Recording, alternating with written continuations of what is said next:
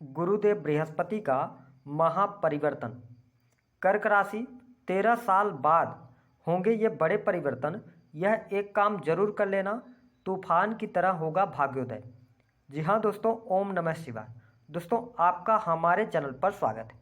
आज के इस ज्योतिष के कार्यक्रम में हम जानेंगे बृहस्पति देव के राशि परिवर्तन के विषय में कि बृहस्पति देव 22 अप्रैल 2023 को जो परिवर्तन कर रहे हैं, इसका प्रभाव कर्क राशि वाले व्यक्तियों के जीवन पर क्या पड़ने वाला है। आने वाले एक साल में आपको किस प्रकार के बदलाव देखने को मिलेंगे, क्या प्रभाव आपके जीवन पर बृहस्पति लेकर आने वाले हैं, आइए इस पर चर्चा करते हैं। उससे पहले ये जानकारी देना जरूरी है कि यह राशिफल आपके जन्म की राशि चंद्र राशि पर आधारित है। तो चलिए करते हैं शुरुआत।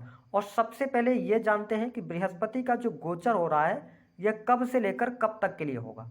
तो देखिए, बृहस्पति देव 22 अप्रैल 2023 को अपनी स्वयं की राशि मीन राशि से निकलकर और ये अपने मित्र की राशि मेष राशि में प्रवेश करेंगे।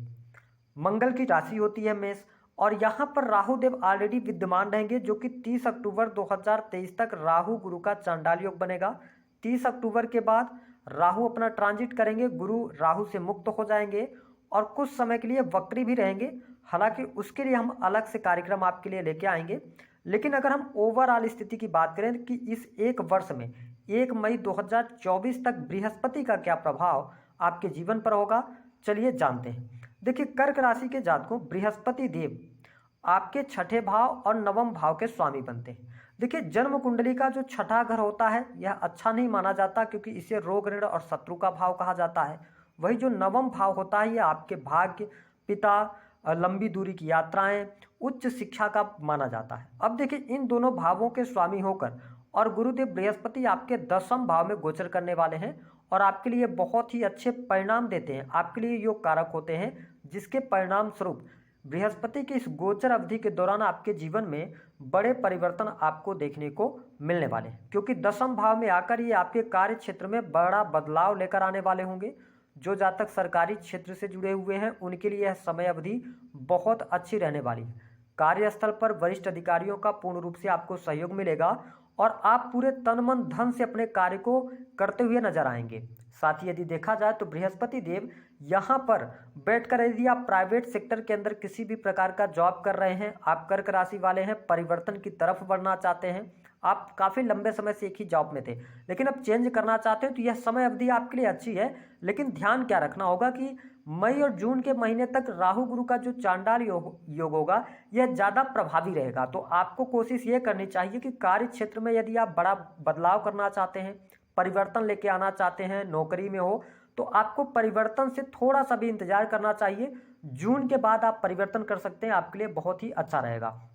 देखिए, 10वें भाव में गुरुदेव बृहस्पति आए हैं, साथ ही यहाँ पर राहु भी बैठे हुए हैं। तो यह जो समय अवधि होगी यह आपके करियर में ग्रोथ कराने वाली होगी।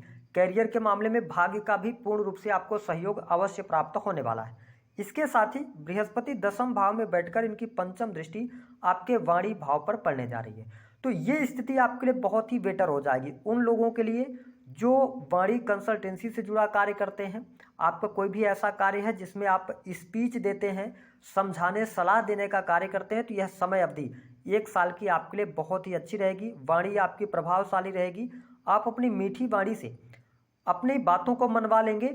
और सबसे इंपॉर्टेंट बात कि जो आप लोगों को सजेस्ट करेंगे, यानी कि जो भी सजेशन देंगे वह काफ़ी अच्छा रहने वाला है।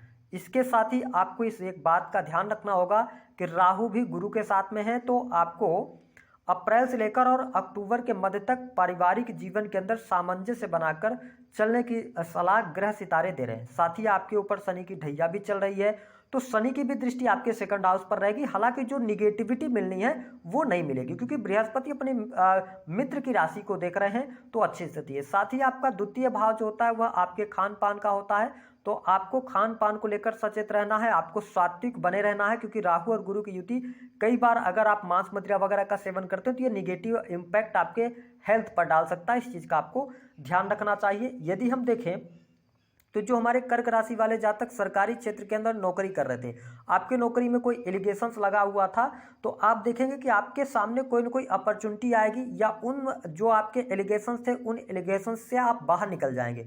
आपके सामने नई अपॉर्चुनिटी आ सकती है सरकारी क्षेत्र के अंदर। साथ ही आप देखें प्राइवेट सेक्टर के अंदर भी आपको बहुत अच्छी अपॉर्चुनिटी प्राप्त होने वाली है, तो ये स्थिति आपके लिए काफ़ी बेहतर है। साथ ही परिवार और कुटुंब का पूर्ण रूप से आपको सहयोग प्राप्त होने वाला है। आपके घर परिवार की स्थितियां बेटर हो जाएंगी। घर परिवार में वाद विवाद बहुत ज़्यादा चल रहे थे, लड़ाई झगड़े चल रहे थे, पैतृक संपत्ति को लेकर कोई डिस्प्यूट चल रहा था, तो उन चीज़ों से आप बाहर निकलेंगे। साथ ही जो आपके साथ में एक स्थिति बनी हुई थी कि आपको ऐसा महसूस हो रहा था, बहुत ज़्यादा आप अकेलापन फील कर रहे थे, परिवार आपकी मानसिकता ऐसी बनी हुई थी कि लोग आपका सपोर्ट नहीं कर रहे हैं, उन चीज़ों से आप बाहर निकलेंगे। क्योंकि बृहस्पति देव की जो सप्तम दृष्टि है वो आपके 4th हाउस पर जा रही है। आपके माता जी के स्वास्थ्य को लेकर कोई हेल्थ इशू चल रहा था, या उनके साथ में आपके संबंध अच्छे नहीं चल रहे थे, तो यहाँ पर शुभता मिलेगी। माता का पूर्ण रूप से सहयोग आपको प्राप्त होगा। घर परिवार के साथ आपको मिलेगा, और जिस इंस्टेंट फैमिली के साथ में वर्तमान में आप रह रहे हैं वहाँ पर भी बहुत अच्छा सपोर्ट आपको प्राप्त होता नजर आएगा। यदि आप राजनीतिक क्षेत्र से जुड़ाव रखते हैं तो यह समय अवधि आपके लिए गोल्डन पीरियड साबित होगी। वही बाहरी लोगों का सपोर्ट और सहयोग भी आपको यहाँ पर प्राप्त होने की पूर्ण संभावनाएं दिखाई दे रही हैं। साथ ही आपके भाई बहनों का लाभ आपको प्राप्त होगा। साथ ही आपके घर परिवार में कोई संपत्ति परचेज कर सकते हैं। भौतिक सुख साधन से संबंधित चीज़ों पर इन्वेस्ट भी करने वाले हैं, तो ये स्थिति बहुत अच्छी आपके लिए रहेगी जो कर्क राशि वाले जातक अथवा जातिका हैं। साथ ही देखिए बृहस्पति देव की नवम दृष्टि आपके 6ठे भाव पर पड़ रही है, और वर्तमान समय में आप शनि की ढैया में भी चल रहे हैं। तो आपके जीवन में कर्जे को लेकर आप बहुत ज़्यादा परेशान चल रहे थे, आपके ऊपर बहुत ज़्यादा कर्जा हो गया था। तो आप देखेंगे कि अब उन कर्जों को आप उनसे मुक्ति के लिए प्रयास करेंगे, और उन प्रयासों में आपको बहुत अच्छी सफलता भी प्राप्त होगी। साथ ही एक बात का हमेशा आपको याद रखना है कि इस समय अवधि के दौरान आप लोन वगैरह लेकर कोई बिजनेस शुरू ना करें। मतलब कि अपने आप को आपको कर्जे से बचाना है ताकि ये कर्जा बढ़ने ना पाए। हालांकि यहाँ पर आप प्रयास करेंगे तो लाभ मिल जाएगा। शत्रु संबंधित अगर परेशानियां आपके जीवन में चल रही थी तो उन परेशानियों से आप बाहर निकलेंगे। आप किसी भी प्रकार से दीर्घकालिक रोग से परेशान चल रहे थे, उन चीज़ों से आपको यहाँ पर बृहस्पति देव मुक्ति दिलाने का कार्य करेंगे, आपके स्वास्थ्य को बेटर कर देंगे, आपको लाभ प्राप्त हो जाएगा। इसके साथ प्रेम संबंध के मामलों के लिए जो समय रहेगा तो आपके लिए अच्छा रहेगा। प्रेमी प्रेमिकाओं के बीच में आत्मीय संबंध रहेंगे, लेकिन ध्यान दें कि जब बृहस्पति और राहु की युति है तो इस समय अवधि के दौरान प्रेम में गलत फहमी ना पालें तो आपके लिए ज़्यादा बेटर रहेगा। वैवाहिक जीवन की यदि हम बात करें तो आपके लिए काफ़ी अच्छी स्थिति बन रही है। जीवन साथी का सहयोग मिलेगा। साथ ही जीवन साथी के साथ आप किसी भी प्रकार से धार्मिक यात्रा पर भी जाते हुए नजर आने वाले। आप देखेंगे कि आपके जीवन में आपके पिता का दखलंदाजी जो होगी बहुत ज़्यादा बढ़ जाएगी। कहने का ये मतलब है कि निगेटिव वे में नहीं रहेगी, पॉजिटिव वे में रहेगी। पिता का सहयोग आपको मिलेगा। लेकिन नवम भाव जो होता है ना, बहुत सारे लोग नवम भाव से पिता को देखते हैं, बहुत सारे लोग दसम भाव से देखते हैं, लेकिन जहाँ तक मेरा मानना है मैं 9th हाउस से देखता हूँ। तो पिता के स्वास्थ्य को लेकर इशू आ सकता है, क्योंकि जब तक राहु साथ में है। हालांकि राहु के ट्रांजिट के बाद स्थितियाँ बेहतर हो जाएंगी। साथ ही कोर्ट कचहरी आदि के मामले में यदि आप फंसे हुए हैं तो उन चीज़ों से भी आपको मुक्ति मिलती हुई नजर आने वाली है। यह काफ़ी अच्छी स्थिति रहेगी। तो अगर हम कुल मिलाकर देखें तो बृहस्पति का यह गोचर आपके करियर के लिए बहुत अच्छा है, आपके बिजनेस के लिए बहुत अच्छा है, भाई बहनों के लिए, परिवार के लिए, सुख सुविधाओं के लिए बहुत अच्छा यहाँ पर रहने वाला है। साथ ही आप देखें कि जो कर्क राशि वाले जातक हैं उनको हेल्थ की प्रॉब्लम तो रहेगी, हेल्थ में आपको प्रॉब्लम होती रहेगी। थोड़ा सा तनाव और इमोशनल होने से बचें। भावुक होकर आप किसी भी व्यक्ति के साथ में कोई भी मतलब ऐसा कोई वादा ना करें जिससे कि आगे चल के आपको मुश्किलें खड़ी हों। इन चीज़ों का ध्यान रखना। यदि आप विदेश से जुड़ा हुआ कोई कार्य करना चाहते हैं, विदेश जाना चाहते हैं, तो उसके लिए आपको प्रयास करना चाहिए। उन चीज़ों में आपको सफलता अवश्य प्राप्त होगी। साथ ही धन की स्थिति आपके लिए बहुत अच्छी हो जाएगी। धन लाभ के प्रबल योग बनेंगे। रुका हुआ फंसा हुआ पैसा आपका प्राप्त हो जाएगा। पहले से यदि आपने इन्वेस्टमेंट वगैरह करके रखा हुआ है तो यहाँ पर काफ़ी अच्छी स्थिति देखने को मिलने वाली है। साथ ही हमने आपको बताया कि पारिवारिक या पैतृक संपत्ति का लाभ होगा। परिवार में सुख शांति का भी योग यहाँ पर काफ़ी अच्छा बना हुआ है। तो यह गोचर अगर हम कहें तो कर्क राशि वालों के लिए काफ़ी शानदार रहने वाला है। हालांकि हार्ड एंड फास्ट रूल नहीं है कि आपको बस बृहस्पति चेंज होंगे और आपको रिजल्ट देना शुरू करेंगे, लेकिन यह है कि अब पहले की अपेक्षा जो ढैया की वजह से परेशानी में आप ज़्यादा चल रहे थे तो अब आपको यहाँ पर रिलीफ मिलना शुरू हो जाएगा।